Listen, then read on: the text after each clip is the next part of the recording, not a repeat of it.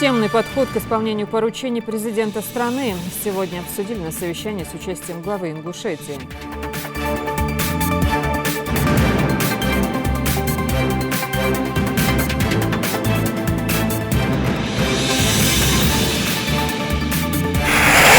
Снега было достаточно, трасса была ухоженная. В Ингушетии завершился чемпионат страны по горным лыжам среди слабослышащих. Расскажем об особенных заездах.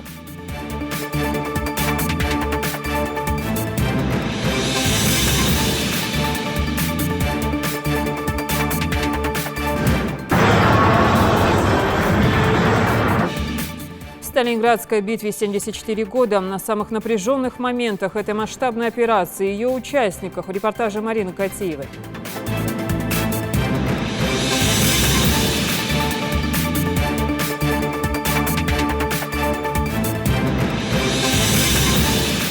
Состояние больного тяжелое, но тем не менее больной транспортабелен. Житель Кажева Аслан Уталиев в тяжелом состоянии доставлен спецбортом МЧС в одну из московских больниц.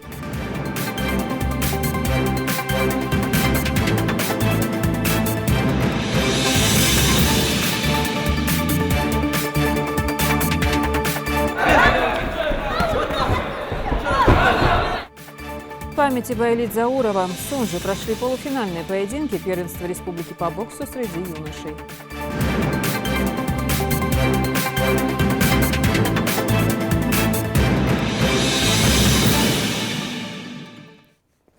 Это новости 24. Добрый вечер. Глава Ингушетии отметил на совещании необходимость систематизации и учета поручений президента России, требующих отдельного внимания. По его словам, надлежащий контроль за их своевременным исполнением должны осуществлять администрация главы региона и аппарат правительства. Необходимо уделять должное внимание выполнению требований аппарата полпреда президента России в СКФО. А при возникновении определенных сложностей нужно уведомить об этом федеральные органы власти, направив соответствующее письмо с указанием причин. По итогам совещания глава региона дал указание усилить контроль за исполнением поручений президента РФ, повысить эффективность работы в этом направлении.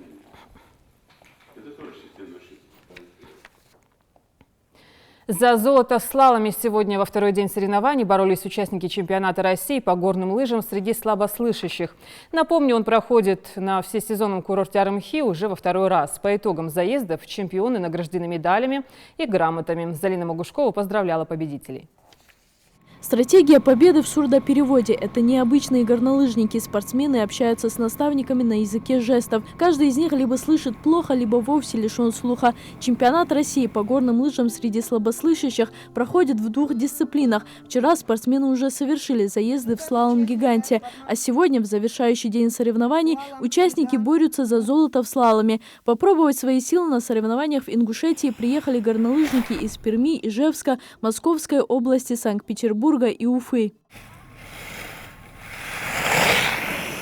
Нашу республику на соревнованиях представляет Елена Яковишина, самая опытная горнолыжница этого чемпионата. За ее плечами участие в Олимпийских играх в Сочи, чемпионате мира, и эти соревнования для нее не первые. Несмотря на проблемы со слухом, она выступает как среди здоровых, так и глухих.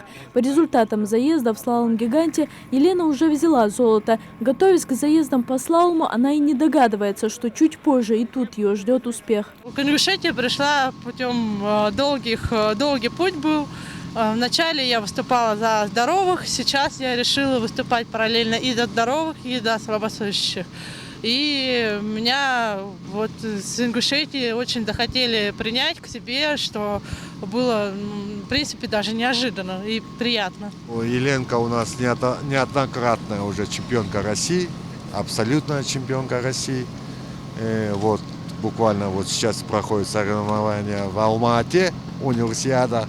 Она там взяла золото среди слышащих. Спортсмены мчатся к финишу, оставляя за собой зигзагообразную линию. Им необходимо пройти через каждую вёшку, которая усеяна трасса. Здесь главное не пропустить ни одну из них и при этом быть быстрее всех. Эта дисциплина самая любимая для Ангелины Хамицевич. В этих соревнованиях она взяла серебро, отстав от соперницы всего на 8 секунд в общем зачете. Спортсменка из Санкт-Петербурга в обычной жизни без лыжных ботинок еще учится в школе и только в следующем году станет выпускницей. Любовь к спорту, а именно горным лыжам у нее, можно сказать, в генах. Рядом с ней отец мастер спорта. Я считаю, что на слаломе как управление мозга. Как бы, да. Я думаю быстро и катаюсь очень быстро. А если я думаю медленно и катаюсь, то уже медленно. Вот. Поэтому мне нравится. А гиганте должна быть очень большая скорость, давить на нижнюю ногу очень сильно. И ни в коем случае не тормозит. Поэтому вот. Гигант у меня не очень хорошо получается. Вот. В феврале 2014 года такой турнир уже проводили в Армхи. Лыжные трассы курорта соответствуют международным стандартам. Они проложены в живописном лесном массиве Джарахского района с перепадами высот. Здесь отличные условия как для тренировок, так и для соревнований. Все очень довольны, снега было достаточно, трасса была ухоженная. Так что могу сказать, что мы уверены, вот сейчас уже могу сказать, что мы успешно завершили чемпионат России по горным лыжам среди глухих. После 2 заездов в слаломе организаторы готовы подвести результаты чемпионата. Отказавшись от традиционного пьедестала, участники соревнований перебрались в теплое помещение. Приветственным словом выступил президент Сурдолимпийского комитета России. К спорту вообще здесь относятся очень хорошо. Мы надеемся, что и в следующие годы снова придем сюда проводить наши соревнования. Всем спортсменам желаю удачи. 3-е место в слаломе среди женщин заняла Елизавета Гапионок из Санкт-Петербурга. Среди мужчин серебро и бронзу взяли Денис Ябердин и Александр Яковлев. Золото в обеих дисциплинах взял Павел Казаков, самый молодой участник соревнований. Спортсмен из Красноярска в чемпионате России участвует в первый раз. Такой блистательный дебют. Спортсмен вселяет в тренеров большие надежды. Следующие соревнования у нас будут спартакиада инвалидов. Она будет проходить в Ханты-Мансийске. Но вообще сейчас Паша будет готовиться к поездке на чемпионат мира. У победителей теперь есть возможность не только выступить в чемпионате мира, но и попытать счастье в Сурдолимпийских играх, которые пройдут в следующем году в Республике Корея. Залина Магушкова, Адам Далаков, Новости 24. Сегодня второй день чемпионата России по альпинизму, и начался он с этапа под названием «Школа». Здесь выявляют сильнейшие команды и проверяют техническую и физическую готовность альпинистов. Здесь же дежурит бригада спасателей. По истечении 2 дней начнется официальное восхождение на гору Цейлом. Каждый из 16 маршрутов индивидуален по своей сложности. Баллы будут расставлены по мере преодоления заданного пути. Тамерлан Хамхоев побывал в лагере. Второй день чемпионата России по альпинизму в техническом классе выдался на удивление теплым. Пока судьи обозначают маркировку, у подножия горы генеральный судья вместе со спасателями следит за нумерацией соответствующих маршрутов, чтобы при их прохождении альпинисты не оказались одни над другими. Одновременно с тем, что уже идут соревнования, и часть судейской бригады судит эти соревнования, другая часть судейской бригады занимается организацией уже следующего этапа восхождений. Часть судей наверху маркирует маршруты начала, чтобы не перепутали участники, не дай бог не оказались друг над другом, что очень опасно. И часть судей здесь корректирует их, бинокль рассматривает и по радиостанции корректирует, чтобы эти маршруты соответствовали заявленным. Спасатели у бинокля не просто так. При необходимости они готовы транспортировать альпинистов, получивших травмы. Наверху дежурит еще одна бригада. Их работа самая ответственная. Здоровье спортсменов в случае травмирования зависит от слаженных действий ингушских спасателей. В данное время мы корректируем. Они забивают флажки по маршрутам, там 11 маршрутов, и по каждому маршруту они сами не видят, и отсюда мы корректируем, где, куда надо поставить флажок. Первому этапу чемпионата под названием «Школа» в альпинизме уделяется большое внимание. Неподготовленным людям нет места среди участников восхождения. Альпинисты должны продемонстрировать хорошую физическую форму. Если в других видах спорта техническая подготовленность команд – это дело самих участников, то в альпинизме это прежде всего безопасность. Потому что если школа – это всего 60 метров, и мы находимся рядом, то когда они полезут на вершину, будет на большой стене 600-700 метров от земли, то уже они должны быть, конечно, готовы к тому, что им бороться придется самим, без помощи. Поэтому это очень важно проверить, как они готовы. Проверяется это на школе. Команда из Ставрополя ожидает своей очереди для прохождения первого этапа. Ребята участвовали в чемпионате России уже 3 раза, но завоевать призовые места пока не удалось. Сегодня же они полны оптимизма и надеются на хорошие результаты для своей команды. Ну, во-первых, высота здесь не такая большая сейчас, мы на 2000 находимся. Вот, акклиматизация постепенно идет, но нам сейчас она как бы особо не ощущается. Вот. Дальше, опять-таки, вершина 3000, это не так много еще, чтобы там горная болезнь наступала. Так постепенно сейчас вот ходим, чаек пьем, отдыхаем, по чуть-чуть акклиматизацию набираем. Потом вот пройдем сегодня школу, тоже физически поработаем, оно усвоится тоже. А вот в команде из Красноярска не уверены, что выйдут сегодня, ведь добраться до места соревнований нужно до темноты. Мы в Красноярске, как бы у нас спортивный альпинизм развит, и именно поскольку у нас там столбы красноярские, да, там как раз преимущественно короткие маршруты, то есть там небольшие горы, а вот как раз там 60-100 метров.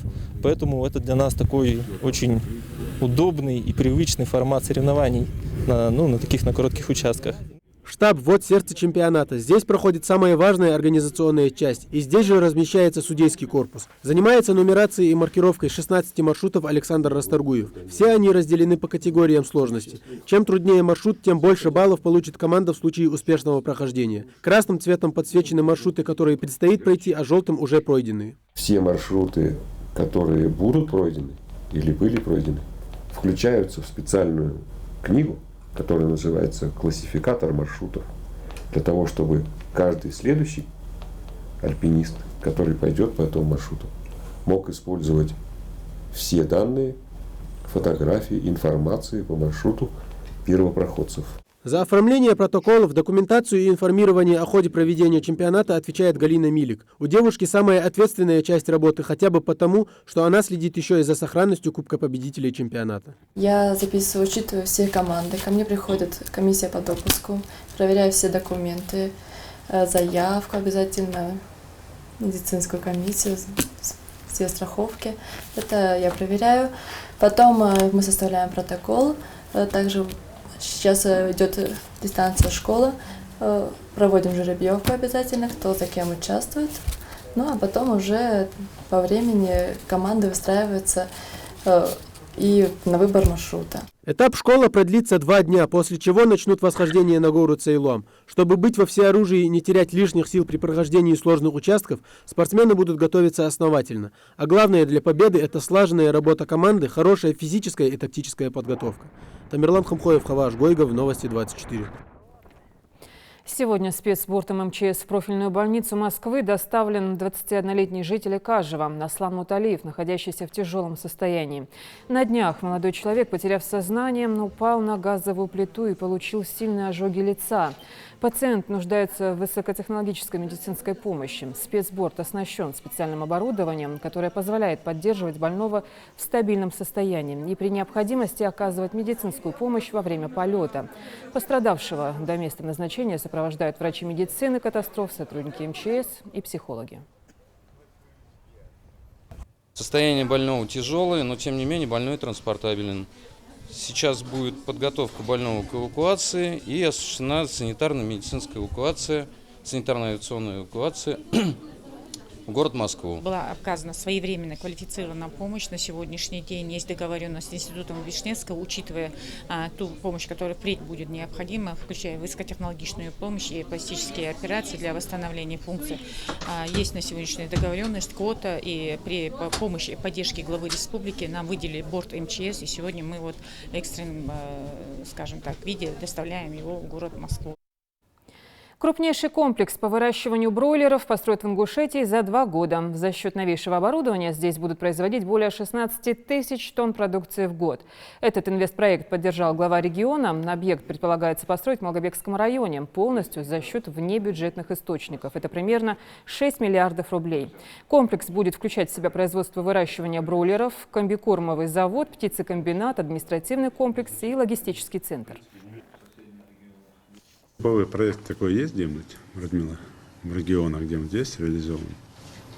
Есть, не по СКФО, есть в Белгородской области, там меньшей мощности, 10 тысяч тонн. Вот.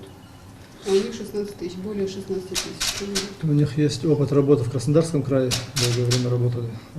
Сам проект в 3 раза больше, чем проект АПК «Регион Магаз» по объемам. Да, производимая продукция у них 16 тысяч тонн в год, а АПК «Регион Магаз» планировал 5 тысяч тонн в год. По инвестициям, да. По инвестициям. Да. По инвестициям у них в 6 раз больше, потому что 6 миллиардов, а там около миллиарда, 872 миллиона. Мальсага Мухарбек, мы с ним общаемся, естественно, периодически. Он пока с кредитными организациями работает, пока еще не вышел на финансирование. Здесь, честно говоря, у них они обещают, что за счет собственных средств ни одной копейки кредитных средств не будет.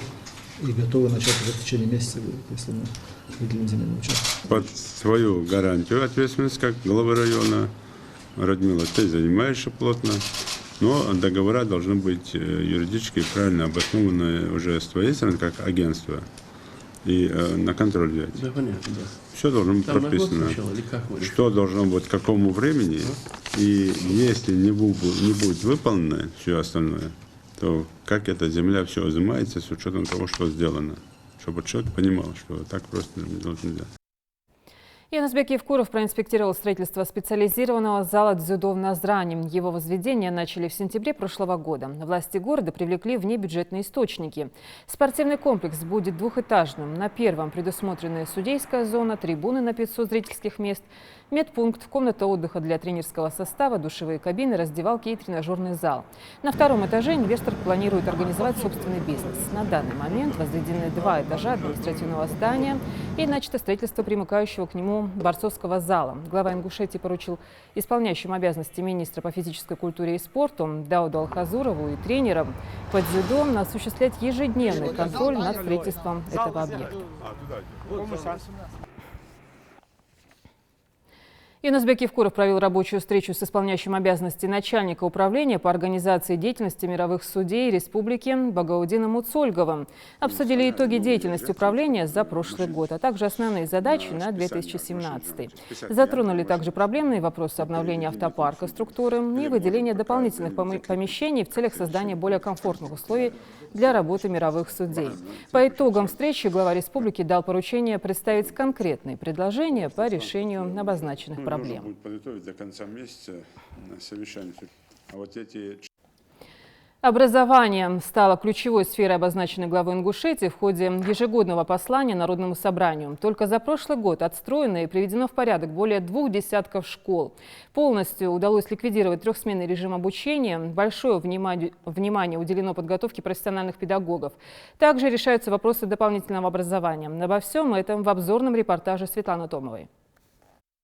Одним из ключевых направлений, требующих постоянного внимания республиканских властей в своем ежегодном послании региональному парламенту, глава Ингушетии назвал образование. Только в 2016 году построено и реконструировано более 22 школ, что позволило полностью ликвидировать 3-сменку. Более того, Ингушетия в числе первых приняла участие в реализации ФЦП содействия созданию в субъектах Российской Федерации новых мест в общеобразовательных учреждениях. В 2016 году в республике введено 6 дошкольных учреждений на 9200 мест.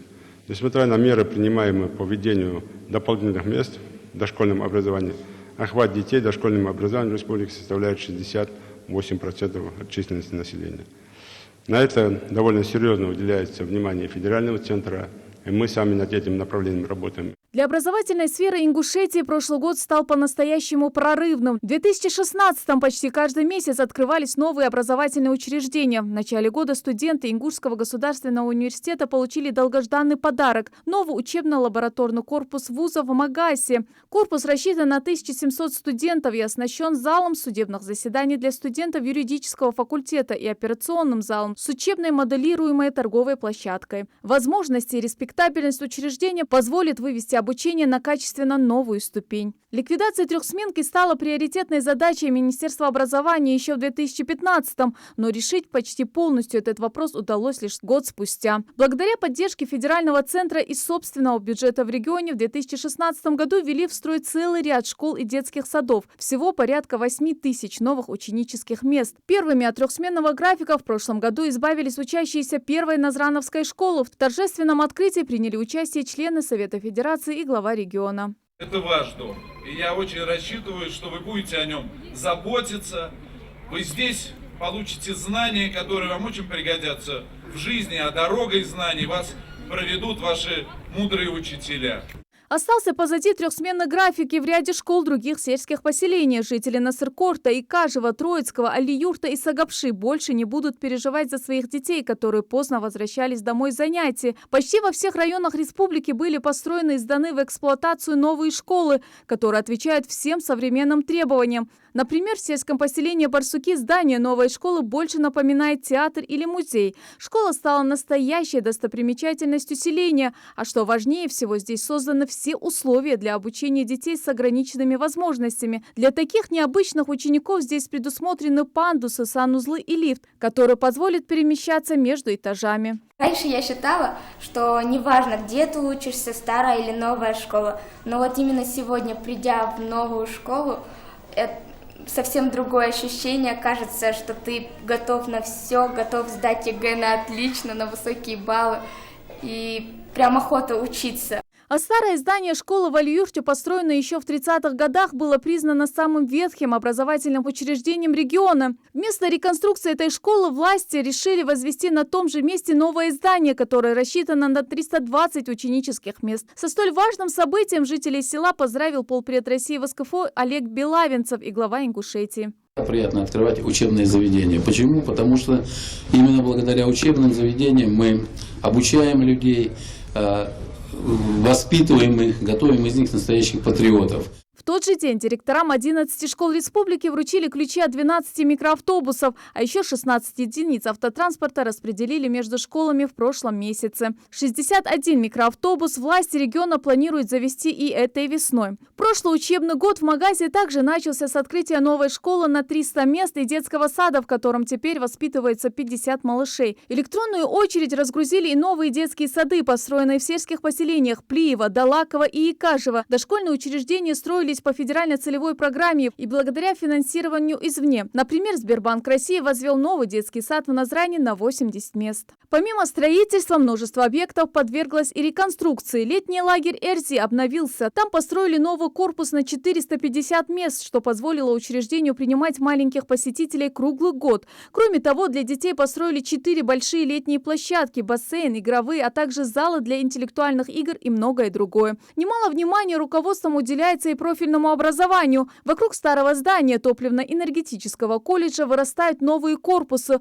в которых будут созданы все условия для выпуска квалифицированных специалистов. А задача, поставленная главой республики перед Министерством образования, будет достигнута. Расходная часть бюджета республики уже на 2017 год состоит четверть. Это направлено на образование. Думаю, что это накладывает на нас большую ответственность. И в конце 2017 года правительство республики и министерство, мы уверенностью можно сказать, что мы доложим главе, что исполнили все задачи, все поручения, которые сегодня глава ставил перед нами в своем послании. Только в этом году открыли сразу 3 школы. Символический ключ вручили директору нового учебного заведения в Икажеве. Это еще один шаг к ликвидации трехсменного обучения в регионе. Объект построен в рамках федеральной целевой программы. Новое трехэтажное здание школы рассчитано на 540 ученических мест. В Новоселе в этом году справили более 540 сунжинских школьников. Новый корпус построен на месте старого здания, которое планировалось реконструировать. Но после экспертной оценки его решили снести. Строителям понадобилось чуть больше года, чтобы возвести сейсмоустойчивый объект, отвечающий современным стандартам. Еще одну школу открыли в сельском поселении Дгалашки. Такого события здесь не было последние 60 лет. Строительство трехэтажного здания общеобразовательного учреждения на 320 ученических мест завершили в течение года. Такие школы не в каждом селе России.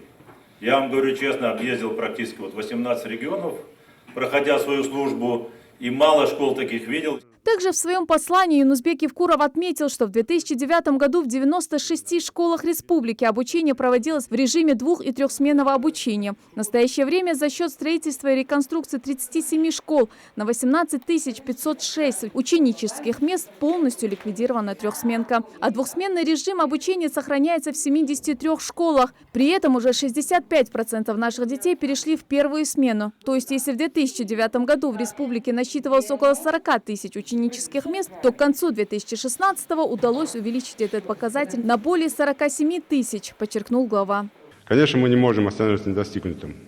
Поручаю правительству республики продолжить работу по ликвидации двухсменного обучения в школах. Одновременно при этом необходимо решать проблему выполнения требований пожарной, антитеррористической защищенности и санитарных норм, предъявляемых к объектам образования. Но опять же, подходя к ликвидации двухсменного образования, не обязательно строить отдельные корпуса. Надо пересмотреть те помещения, если это соответствует с НИПом, надо укрупнять те школы, где много свободного пространства. И это лишь малая часть того, что сделано в регионе в сфере образования за 2016 год. Ведь образованная, квалифицированная и развитая молодежь – это свои профессионалы и свои специалисты. Залог динамичного развития региона в правильном направлении. И именно в этом направлении предстоит работать Министерству образования республики в 2017 году. Светлана Томова, Мария Мистоева, Новости 24. Итоги деятельности за первый месяц нового года подвели в Минэкономразвития республики. Начальники отделов подробно рассказали о предстоящих задачах. Самыми значимыми событиями на встрече отметили подготовку к предстоящим важным мероприятиям. Так, в текущем месяце Ингушетия в очередной раз примет участие в международном инвестфоруме Сочи-2017. Не менее значимой станет поездка ингушской делегации в Королевство Саудовская Аравия, где планируют продемонстрировать большой экономический потенциал региона и ее инвестпривлекательность. Делегация в Саудовскую Аравию у нас уже сформирована. Подготовлена презентация по проектам, которые мы будем там проводить презентацию.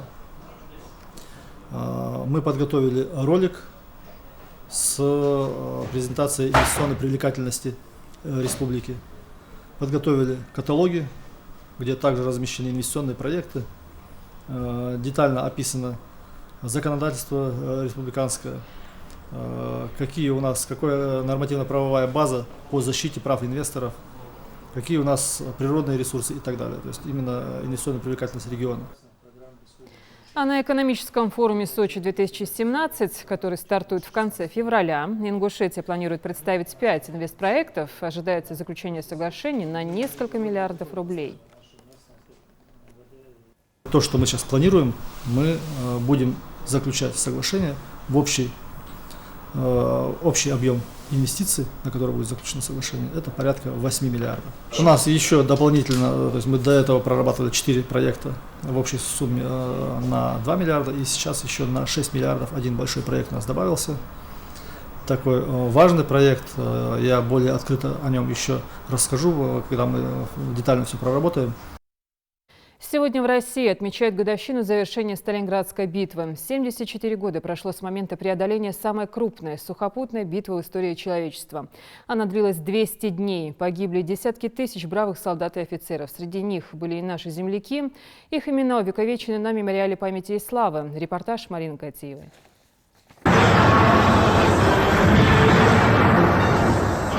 Одна из величайших битв Второй мировой войны длилась 200 дней. В ней сгорела миллионная армия фельдмаршала Паулюса. Это было одно из самых кровопролитных сражений в истории, и оно кардинально изменило ход всей войны в пользу советских войск. И пусть победа досталась дорогой ценой, Красная армия захватила инициативу в свои руки. Десятки тысяч человек полегли под руинами сталинградских домов между Волгой и Доном. Сотни тысяч были ранены, многие пропали без вести. Среди сражавшихся в осажденном городе было много выходцев Ингушетии, чьи подвиги становятся известны только в наши дни. Сотрудники Краеведческого музея признаются, что и по сей день к ним приходят родственники участников тех сражений и рассказывают о героях. К сожалению, пока еще никому неизвестных. И таких имен в архиве музея уже 116, хотя увековечено на памятниках пока всего 84. Мы узнали о 84 вместе с Госархивом нашей республики участников Сталинградской битвы. И вот уже на протяжении почти 3 лет после этого пришли люди и узнали, что установили мемориальную плиту, и когда узнали, что этих людей нет, их родственников, да, они принесли материалы.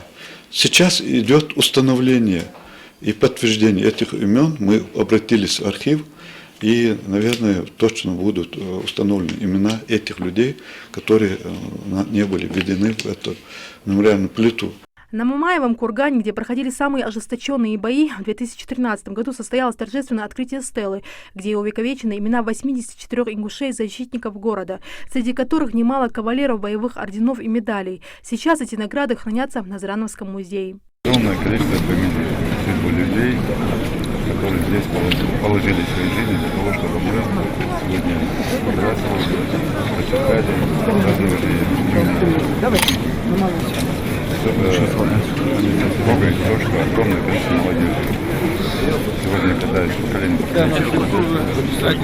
значит, не зря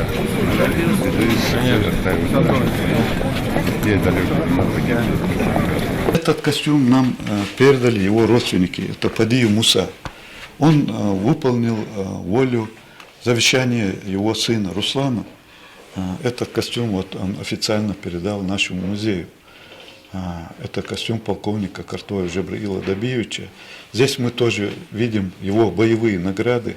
Это 2 ордена Красной Звезды, это 2 ордена 1 и 2 степени, ордена Отечественной войны, медали, многочисленные медали.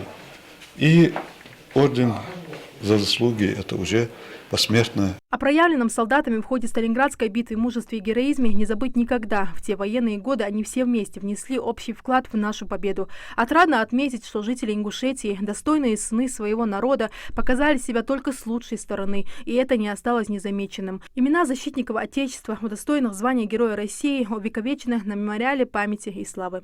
Марина Катива, Джамалил Тамасханов. Новости 24. Как минимизировать несчастные случаи, связанные с использованием газовых приборов? Этот вопрос решали на заседании Горсовета депутатов Магаса с участием прокурора столицы, представителей ГУВД, МЧС, газовой службы и общественности.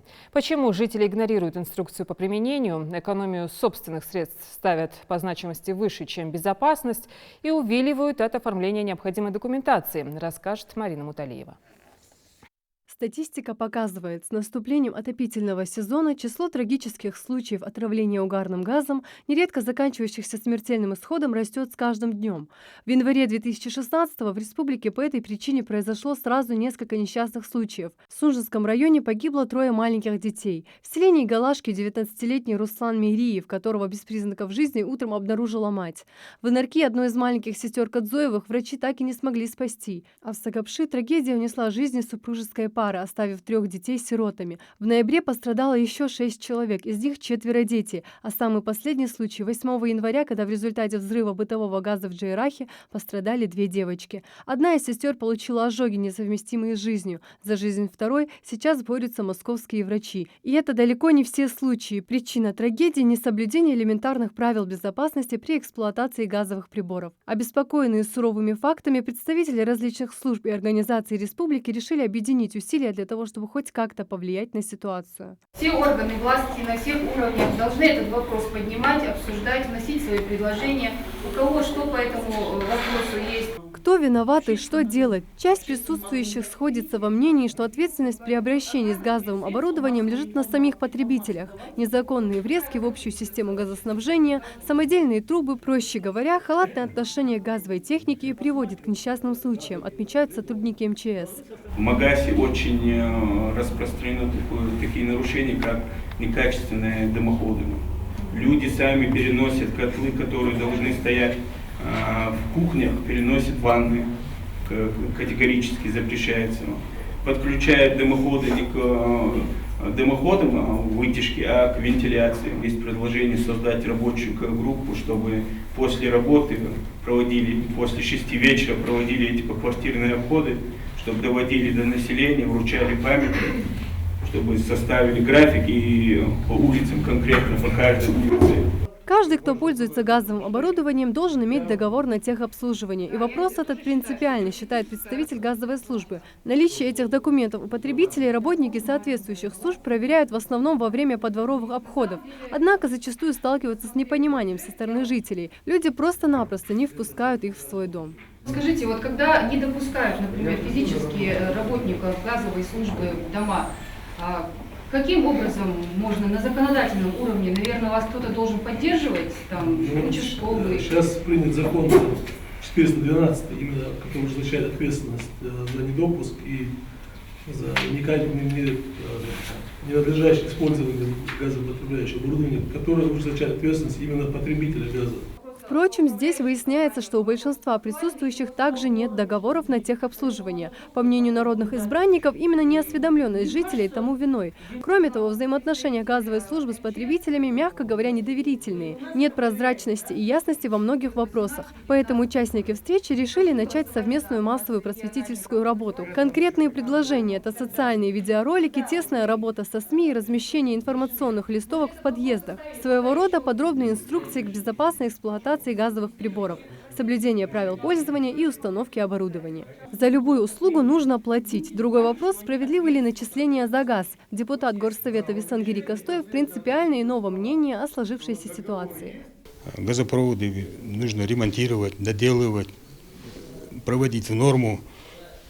Эксплуатационная организация, которая занимается поставками газа, обязана обеспечить безопасность эксплуатации всех газовых приборов.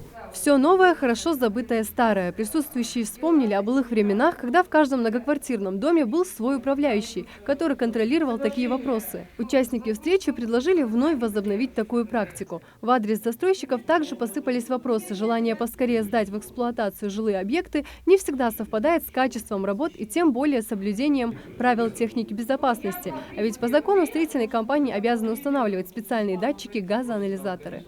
Сейчас мы будем обязывать всех застройщиков, именно многоквартирных домов, которые строят дома, обязательно устанавливать там, где газопотребляющее оборудование установлено, в тех помещениях обязательно установку этих приборов. Просто без них эти дома не будут приниматься газовой службой в эксплуатацию.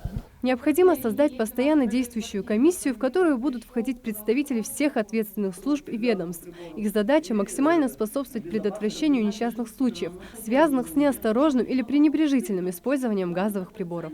Марина Муталиева, Хваш Гойгов, Новости 24.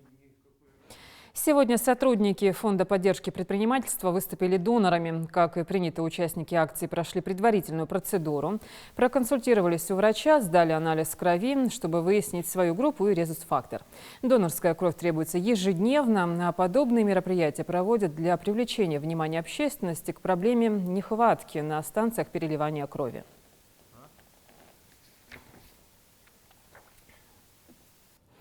Верховая езда в качестве дисциплины дополнительного образования устраивает абсолютно всех школьников. Общение, умение держаться в седле, уход за животными. Каждый из этих уроков ребята воспринимают с интересом. Это мгновенный обмен положительной энергией, отмечают тем, кому уже посчастливилось побывать в конно-спортивной школе.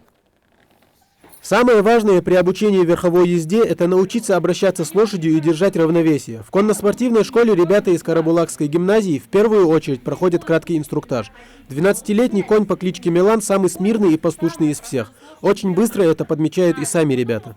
Для занятий с людьми используется самая простая амуниция, которая минимально ограничивает лошадь в движении.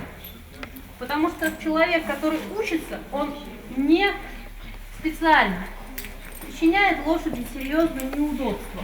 Кто-то из этих ребят уже уверен в том, что хороший всадник. Дома или у родственников некоторые уже успели научиться азам обучения верховой езде. Однако, как отмечают инструкторы, правильная осанка и умение обращаться с умными животными приходят только с опытом. Сразу после небольшого инструктажа школьников вместе с лошадьми провожают в так называемую бочку. Первым решил попробовать свои силы Асхаб Миржоев. Сесть в седло получилось сразу, но чтобы Милан не испугался, инструктор все же проходит с ними несколько кругов. Асхаб говорит, интерес к верховой езде приходит только после того, как первый раз сядешь в седло. Ощущение, как вам сказать, мне понравилось. Раньше я катался, в принципе, на лошади, но сейчас я знал много больше, много нового. Первой из представительниц слабого пола опробовала все прелести верховой езды Диана Барханоева. Эмоции, говорит школьница, море, и на такие непривычные уроки она готова ходить с огромным удовольствием. Учитывая то, что я сидела на лошади, первый раз я ощутила просто море положительных эмоций, мне очень понравилось. И, честно сказать, даже немного гордая была, сидя на лошади. Это далеко не первый урок верховой езды, который посещают гимназисты. В программу школьных занятий эти уроки вошли с начала года вместе с шахматными, как дополнительные. Помимо того, что такие занятия дисциплинируют детей, так еще они и полезны для здоровья. Комитет Ингушетии по туризму планирует вовлечь в это направление как можно больше региональных школ. От этого учебный процесс не то чтобы не страдает, это приносит большую пользу, потому что мы все знаем то, что лошадь – это то животное, которое излюблено у войнахов, оно у них считается считалось и считается достоянием. Преподает азы верховой езды детям профессиональный инструктор. Глафира Афанасьева приехала из Петербурга. Помимо обучения детей навыкам верховой езды, она еще и врач-ипотерапевт и уже успела поработать с детьми с различными диагнозами. Занятия с ребятами проходят, как всегда, интересно и живо, отмечает Глафира. Этот конь уже опытный, он готов уже к такому стрессу, когда много людей, все куда-то ходят, что-то говорят, какие-то веревки, палки вокруг, и он не будет на это реагировать нервно. Когда мы занимаемся ипотерапией, у нас нет таких стрессовых факторов. Второй, третий раз приезжают у нас ребята заниматься вот так на открытые уроки, и каждый раз я потрясаюсь, насколько люди воспитаны, насколько они сдержаны, насколько они готовы воспринимать информацию. Меня это очень радует.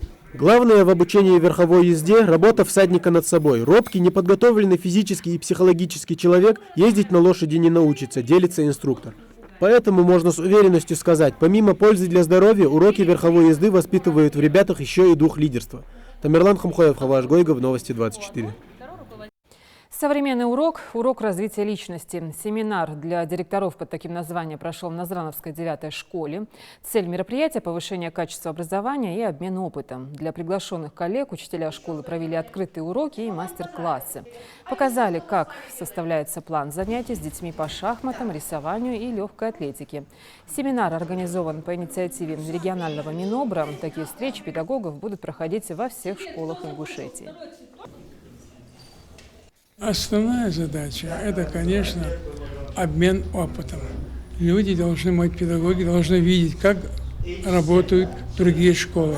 И лучше переносить себе в школу, для того, чтобы дети усвоили программу таким образом, чтобы они могли это все воспроизвести потом. Это приводит к повышению методического уровня самого учителя, который здесь смотрит, наблюдает за всеми этими процессами. То есть идет все на пользу ребенка.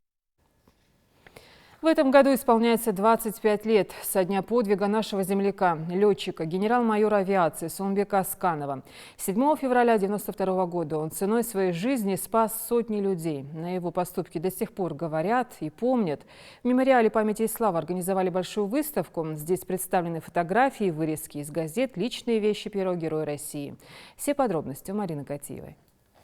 Прерванный полет, так называется выставка, открытая в мемориальном комплексе жертвам репрессий. Здесь, конечно, собран не весь материал из жизни легендарного летчика, но сотрудники музея постарались найти самые важные и значимые факты из биографии Сооронбека Асканова.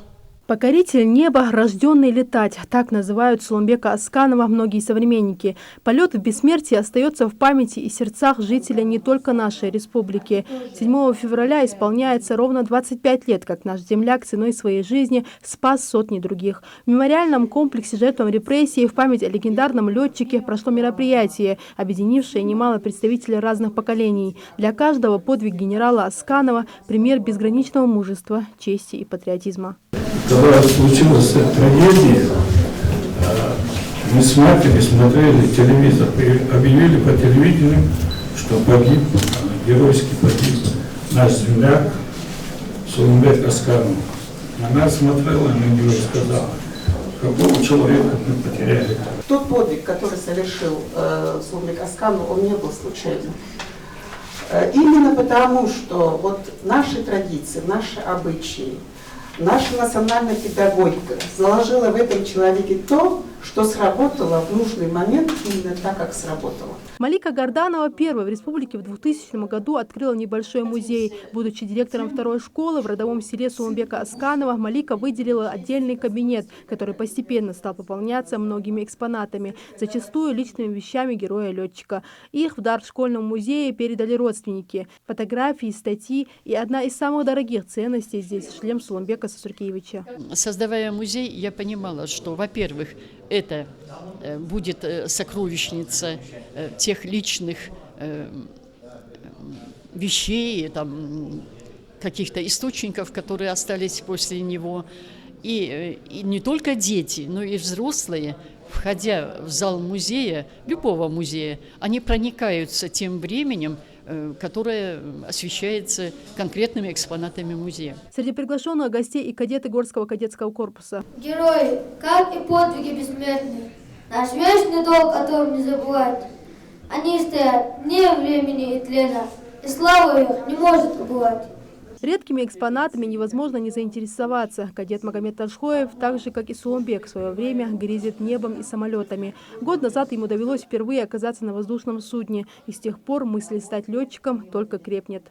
Для меня примером очень послужил первый герой России Сулумбек Асканов. Меня постоянно манит к небесам. Очень хочется подражать к нему и стать таким же храбрым и мужественным. Сотрудники музея признаются, еще в прошлом году вынашивали идею о выставке. Постарались собрать как можно больше информации о жизни героя и его родных. На стендах нет свободного места. Здесь вырезки из газет, фотографии и журналы, которые ближе знакомят посетителей с жизнью легендарного летчика. Прийти в музей и узнать больше о Сулумбеке Асканове, соприкоснуться с историей жизни первого героя России может каждый желающий. Выставка музея продлится до марта. Марина Катива, Джамалил Тамасханов, Новости 24. Сегодня в Фоке-Сунже состоялся полуфинал первенства республики по боксу среди юношей памяти мастера спорта международного класса Байлит Заурова. В нем принимают участие 140 спортсменов со всего региона. Победители этого турнира будут представлять нашу республику на чемпионате СКФО. Репортаж Юсупа Гелисханова. Начало турнира выдалось весьма напряженным и активным. С первых же минут боя Ислам Далаков отличился своей активностью и весьма играющей техникой ведения боя. Но и соперника назвать слабым нельзя. На протяжении всего поединка бойцы обменивались частыми ударами, а по итогам 3 раундов заслуженную победу одержал Ислам Далаков. В этом бою со счетом 3-0 победу одержал Далаков Ислам. Соперник был очень сильным, но все же я его победил.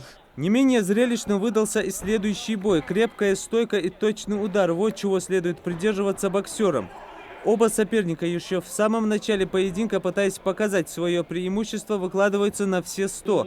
Неудивительно, что и устают быстро. Однако, несмотря на это, боксеры уверенно продержались все 3 раунда. Единогласным решением судей в этом бою побеждает Сегодня в спортзале не только молодежь, но и представители старшего поколения, для которых наблюдать за успехами этих ребят большая радость. Тем более, что спорт полезен не только для здоровья, но и для воспитания в молодых людях чувства ответственности и дисциплинированности.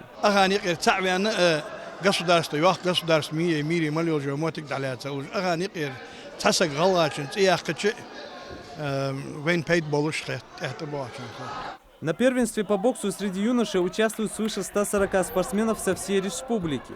Посвящен турнир памяти известного спортсмена, мастера спорта международного класса Байлит Заурова.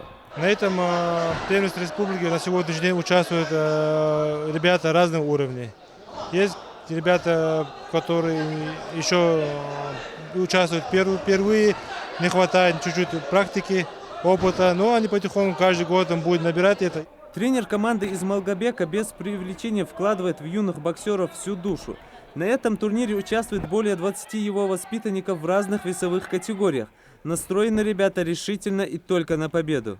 Будем отбирать сильнейших и составим команду, поедем на СКФО, поедем на юность, будем отбираться на Россию. На турнире отбирают лучших из лучших. По итогам полуфинальных соревнований спортсмены, занявшие 1-е и 2-е места, выходят в финал. Победители и призеры первенства определятся уже в пятницу. Лучших ждет Северокавказская арена. Юсуп Гелисханов, Сурхо Кусиев, Новости 24.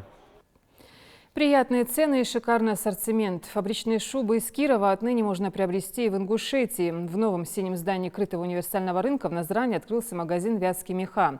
Шубы отечественного производства, сшитые из качественного сырья и с учетом последних тенденций меховой моды. Гарантия от производителя. Вятские меха теперь в Ингушетии. На выбор более 1000 шуб из мутона, бобра, кролика и соболя. В новой шубке не страшны ни зимние морозы, ни пронизывающий ветер. И сейчас самое время приобрести главную обновку сезона. График работы у нас с 10 утра до 6 вечера. Ежедневно, без выходных. Работать мы будем настолько, насколько будет потребность в нас, насколько у нас будет покупателей. И чем больше покупателей, тем дольше мы будем работать. То есть мы приехали не на месяц, не на 2, а намного больше. Так что приходите к нам в гости, выбирайте свои любимые шубки, уходите радостные, довольные, будем рады видеть всех. Кировская фабрика «Вятские меха» уже не в первый раз приезжает в Назрань и радует покупателей изделиями российского качества и ассортиментом, который постоянно обновляется. Мы еще можем предложить вам мужской ассортимент. Мужские куртки кожаные, дубленки, подкладка натуральная овчина у них. Вот. И есть у нас также мужские головные уборы представлены. В магазине можно оформить рассрочку. Гарантия на все изделия 2 года. Цены доступные. Короткая шубка от 56 тысяч, средней длины от 70. Оценить весь ассортимент продукции и приобрести шубу по вкусу можно по адресу: город Назрань, улица Фабричная, 26, новое здание универсального крытого рынка, 1 этаж. Хадя Добрева, Залина Ужахова, Ахмед Исмурзиев, Новости 24. Далее реклама и прогноз погоды. Спасибо за внимание и спокойной ночи.